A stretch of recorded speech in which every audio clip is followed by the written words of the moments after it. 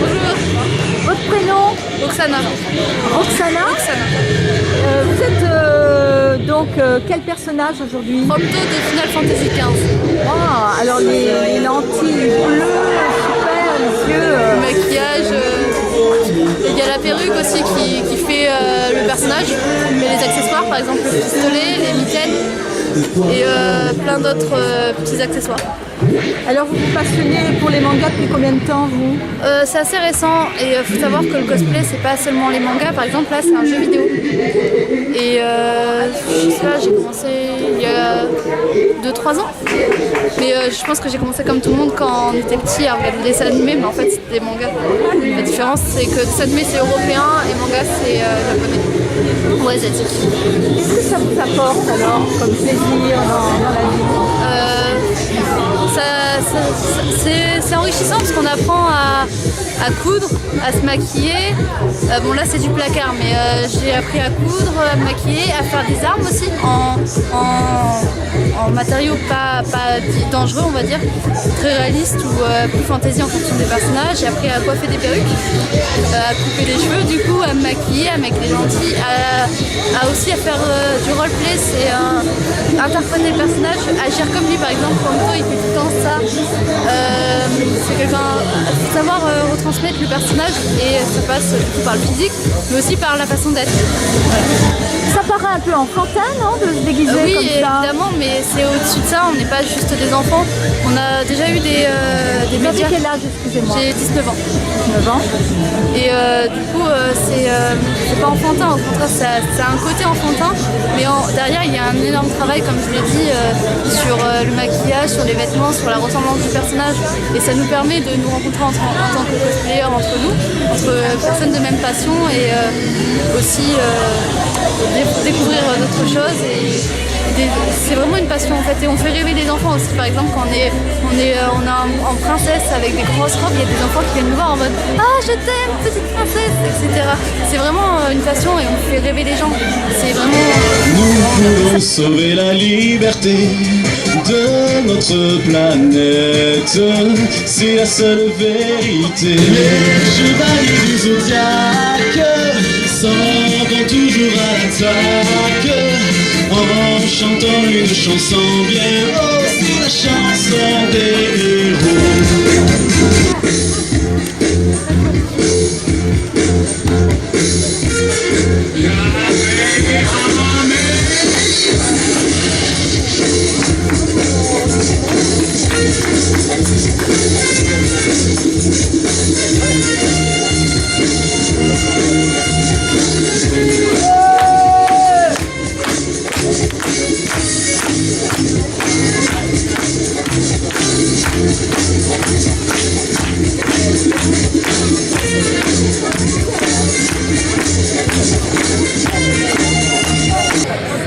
Donc c'est du travail numérique, je travaille sur ordinateur, je travaille à partir de mes photos sur le Japon, je suis allé plusieurs fois. Ça me sert de base pour faire ce genre de choses là, que j'imprime, je fais imprimer ensuite en poster. Alors qu'à côté, si vous voulez, les rouges sont des productions de tableaux. Là-bas, ce sont des grands tableaux de 70 par 100 à peu près, que je peins sur fond rouge et au marqueur noir par-dessus. Et là, ce sont des... Pareil, un travail photographique sur celle-ci. Une photo que vous retouchez alors? Après, l'important pour moi, c'est que ce soit mes photos, des lieux que j'ai visités, que je puisse en parler aux gens, justement, c'est plus personnel. Qu'est-ce qui vous attire dans ces mangas, dans cette... C'est mon enfance. Les mangas, c'est mon enfance. Après, c'est ce qui m'a amené au Japon. J'adore ce pays, c'est pour ça que je veux le partager avec ce que je fais. Et voilà, et les conventions comme on a là, c'est l'occasion de partager ça avec des gens qui aiment ça. C'est génial.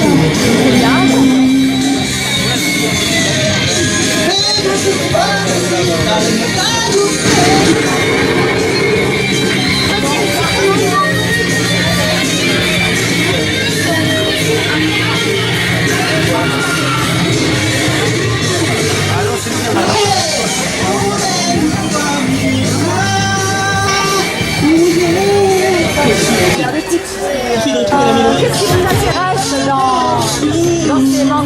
ces jeux? Souvent c'est la morale qu'il y a derrière. Ah bon? Oui. Selon c'est la morale alors? Ouais. Là comme ça, souvent les gentils vont toujours gagner et trouveront toujours des solutions. C'est positif alors? Voilà, c'est que même dans les pires situations, on trouvera toujours quelque chose de positif. D'accord. Avec de la bonne volonté.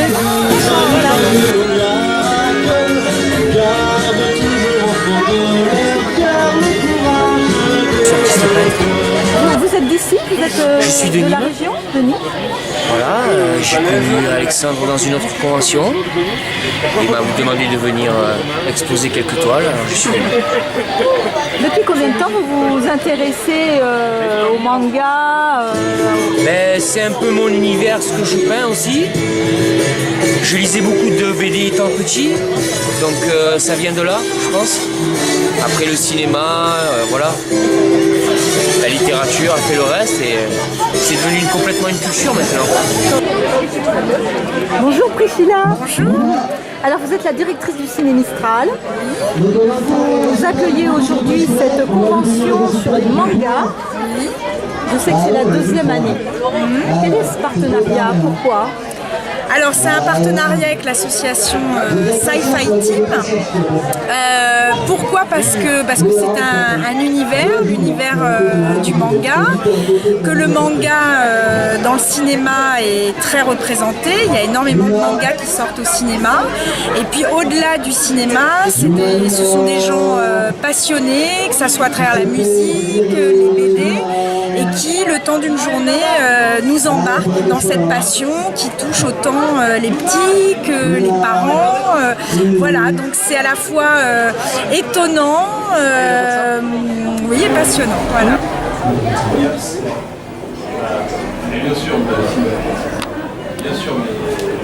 Allez, on y va. Merci à tous.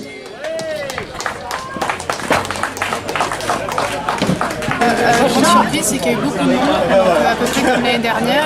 Ça a attiré vraiment beaucoup les foules, donc ça c'est chouette parce que du coup, pour l'association, ça fait une petite renommée et en plus, ça nous permet de gagner de l'argent aussi pour faire davantage d'animation la prochaine fois. Alexandre, bonjour, la journée se termine pour vous. Presque.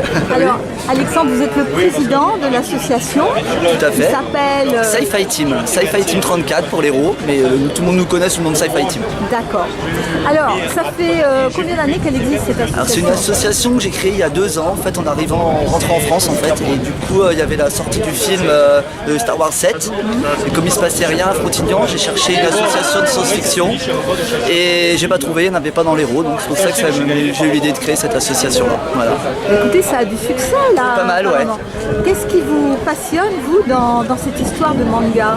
Alors moi, le manga, c'est pas ce qui me passionne le plus, bon, bien que je lis pas mal de mangas, parce que mes enfants, j'ai 3 enfants, donc un 14 ans et un autre qui a 12 ans, donc ils sont un peu dans le manga. Moi je suis un passionné de Saint Seiya, donc c'est les Chevaliers du Zodiaque, c'est bien connu. Voilà. Donc j'ai une armure des Chevaliers du Zodiaque, c'est celle qui est dans l'entrée du cinéma. Très bien. Et vous êtes passionné depuis combien de temps? Alors moi j'ai toujours aimé parce que mon fils frère aîné en fait collectionnait les Marvel, les comics américains. Donc moi j'ai toujours aimé tout ce qu'on appelait les Strange, donc dans les années 70-80 et jusqu'à maintenant. Et voilà. Alors des conventions, il y en a un peu partout. J'ai découvert ça là en parlant avec. Il y en a beaucoup, ouais, de plus en plus. On peut faire 2 types de conventions. On va dire qu'il y a les conventions plutôt familiales, qui sont souvent portées par des associations. Donc c'est des événements qui sont quand même plus grands qu'ici. Là, c'est vraiment une petite animation pour nous, pour les passionnés. Après, il y a des conventions comme nos collègues de l'Aspo sur Orange qui a lieu fin avril, où là c'est des grosses conventions. Il y a déjà 6000 personnes dans le week-end. Donc tous les passionnés viennent en fait montrer ce qu'ils savent faire, parce que c'est souvent des gens manuels. Il y a des animations, des chants, il y a un concours de cosplay. Et après, il y a les très grosses conventions qui sont assez connues, comme le TGS, le Hero Festival, la Japan Expo ou les Comic Con. Ce sont des grosses conventions qu'il y a à Marseille, à Toulouse ou à Paris. Nous y sommes dans ces conventions. Eh bien écoutez, alors là en plus vous avez été reçu au Ciné Mistral parce que vous terminez la soirée Alors on termine par la soirée, par la diffusion d'anciens animés des années 80. Et en fait on remonte comme ça jusqu'aux animés récents, donc en version originale, sous-titrée français, donc des versions en japonais, sous-titrées. Donc on va commencer par un vieux Capitaine Flamme, et petit à petit on va égrener le temps, comme ça et remonter jusqu'à 2016, pour la sortie de One Punch Man, qui est des animés un peu sanglants, qui passe sur les chaînes d'AT&T. D'accord. Eh bien merci et bonne continuation à vous. Merci, bonne continuation. Toujours à l'attaque, en chantant une chanson bien, oh c'est la chance.